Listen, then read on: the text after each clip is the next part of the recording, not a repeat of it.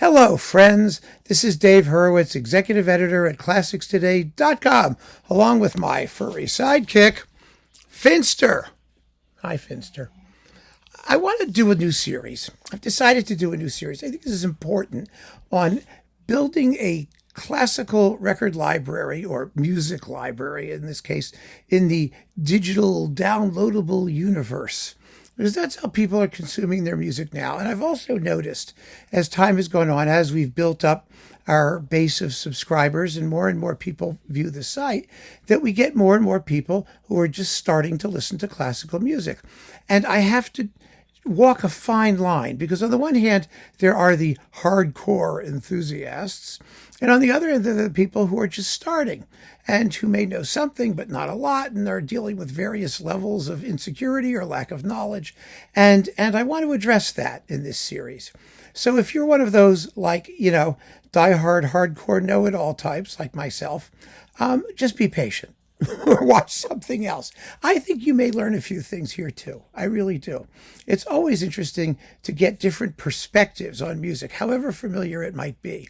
So this will be my perspective, but this is going to be very, very basic. The essential works that anyone who's starting to listen to classical music needs to have, or thinks they need to have. Because I've done this in a million different ways. I've started by telling people, don't listen to the basic classics first. Listen to film music. Listen to the things that you're most used to, and then edge your way back. But there are also people for whom classical music is the standard repertoire. It's Beethoven's Fifth Symphony. It's Mozart. It's Brahms. And you want to know what these people did and who they are. And you may want to jump in there. Everybody has a slightly different approach. And one of the beauties of this particular medium is that we can take every possible approach and try and create something that suits the widest number of people. So this is the basic repertoire approach. I have no idea how many videos this will encompass. There'll come a point where I think, okay, we've got a basic library of music and we can stop. But the important thing to say right from the outset to all of you folks who are just getting into classical music is this: take your time. Take your time to get familiar with the music, get to know it, one work at a time. I am not going to be recommending recordings in this series, because for every work I talk about, there is a video full of the best and worst recordings, recommendations. You can find them all on streaming services. Until you get to know the music well, stating strong preferences for one recording versus another isn't going to make a lot of sense, probably. But I will include a link in each of these videos, in the description of the video, to the repertoire video for that particular work. So if you want to explore some of the names and the best performances, or get some suggestions for your own shopping or downloading or whatever you do, you'll have at least that tool to get you started. There's also the tremendous resource of ClassicsToday.com online, where you can search tens of thousands of reviews and individual works and all kinds of things to try and, navigate and get familiar with the territory. So, with that said, let's get started. Beethoven's Fifth Symphony, the place where classical music begins. The most popular, the most famous, the most iconic piece of classical music in the universe.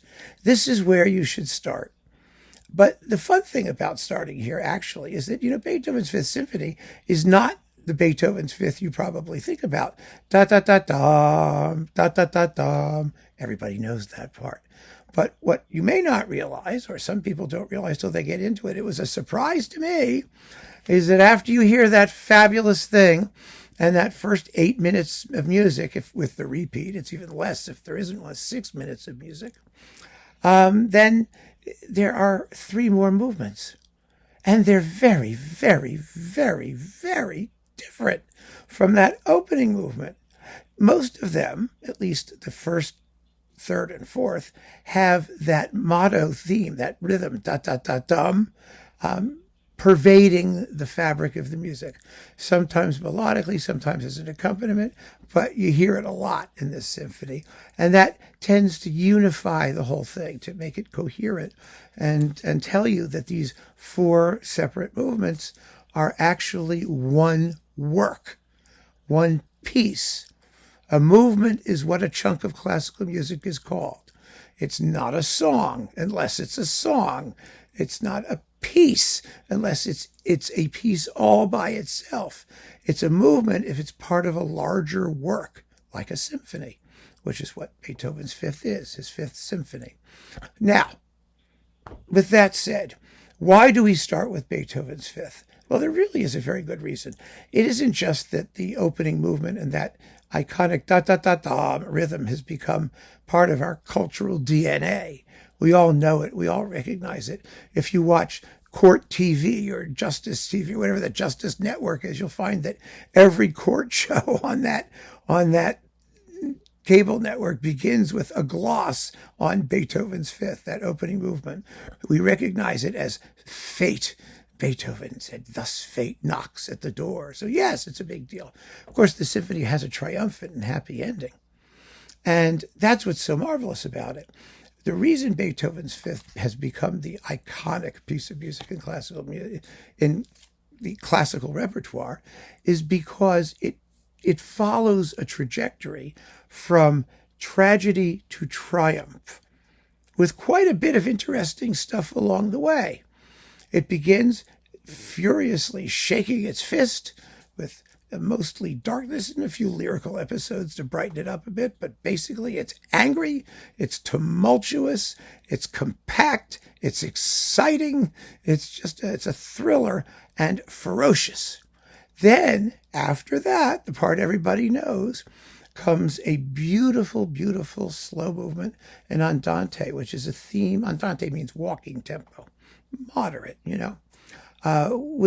it consists of a theme and some variations on that theme.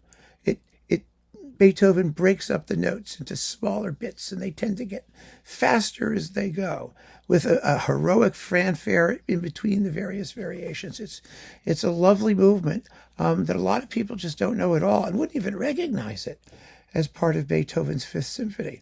But the whole concept in so much classical music is contrast. It's not to do the same thing over and over and over again. It's not to be a tiny little refrain that always comes back. It's to be a completely separate emotional universe, but one which somehow fits into the overall structure of the larger work. And that's what we get in that second movement. Slow movements, in my experience, are the hardest ones for beginners to get their brains around, because if they like the loud, exciting part, then you've got the slow bit, and they're like, oh, slow and quiet, and so there is a learning curve. It's a learning curve. That's why you have to get to know the music to see how the parts all fit together. After the slow movement comes what we call in the business a scherzo. Scherzo in Italian means joke. It's not a joke, particularly not this scherzo. This scherzo is actually very spooky and very creepy, but it has its origins in dance music. It's usually in triple time, 1, 2, 3, 1, 2, 3, sort of like a waltz or something like that. And the idea is to provide something lighter and a little bit, less intense than the surrounding music, something that will give you a break. Beethoven does not give us a break at all. In fact, this particular scherzo is joined to the finale via a long transition. So we hear the scherzo, which is very stern, actually, and march-like. Doesn't sound dance-like at all. And that march uses the same rhythm that we heard in the first movement. Da-da-da-dum, da-da-da-dum, da-da-da-dum, da-da-da-dum. So it's clearly part of the same larger work. Then it sinks down. There's a middle section, by the way, for double basses, grumbling along. Then the march comes back, the scherzo part, even spookier, and it subsides into darkness, utter darkness, with the timpani just booming, dum, ba, ba, ba, boom, ba, boom, ba, boom, ba, do, do, do, do. And then gradually the sun rises, dawn comes up, and without a break, the finale begins. Now, this finale was also a landmark in symphonic music because it's the first major symphony to incorporate trombones. Beethoven reserves them for the finale, so the trombones blast out the opening fanfare. Also, it has a piccolo on top to add a little bit of brilliance and a contrabassoon on the bottom to just the whole thing somehow gets higher and lower and bigger and broader all at once. And the reason for that is because Beethoven needs to pull out all the stops to counteract the ferociousness, the tragic power of the first movement. And so that's what he does. He makes the finale even bigger, and it's heroic, and it's grand, and it was used in Die Hard. So we know the music quite well, actually, I think. I think it was used in Die Hard. Well, one of them was. Anyway, you probably heard it before. That's the point. And the finale just is a parade. It's a parade of triumphant musical tunes. At one point, it rises to a huge climax and actually brings back the music of the Scherzo, which is a very radical thing to do. Only one composer, Haydn, had done it before Beethoven did it. And then it leads itself on to the triumphant finish, which is also iconic for being the finale that just won't quit, the coda, the ending that just won't quit. You know how those classical codas go, right? Dum, bum, bum, bum, bum, bum, bum, bum, bum, bum, bum, bum, bum, dum, dum. Yeah, it's very funny. Danny Kaye, the comedian, used to do a very, very amusing take on the end of Beethoven's Fifth Symphony, where you think it's over, he turns around and takes a bow, the orchestra keeps going, then he tries again, then the orchestra's still going. All of this is because Beethoven is taking us to such an intense region of happiness, of triumph, that it just takes him a while to figure out how to end it. I mean, how to end it in a satisfying way. So Beethoven's Fifth is the place to get you started. And that's the reason it's the place to get you started, because it has such an exceptional range of emotion and mood. The whole thing plays for about 35 minutes.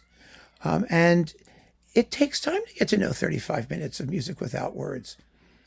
People make light of it, but the truth of the matter is that it's easy to listen to. The emotions are very obvious. It's very plain what Beethoven's trying to do. You feel exactly what you're supposed to feel while it's going, but it's a lot. And so this is where you should begin your journey. And we're going to just take these things one piece of music at a time until you accumulate a basic library of classics. But take your time, start there, have a look at the recommendations below. I'm not playing musical examples because what's the point? I mean, seriously, you can download or stream any of this music. Watch it on YouTube. It's so easy nowadays. I'm not trying to do music appreciation. That's a different thing. I'm trying to explain where you should start and why. And this is the where and the why. And once you've got this digested, you move on to the next thing. And I'll be doing these videos, so they'll all be here waiting for you as you need them. In the playlist, the really basic, whatever I decide to call it, the really basic classical music library, the ultimate basic, I don't know, it's going to be called something like that. Just look for it and keep on listening, friends. Thank you so much for joining me. Take care.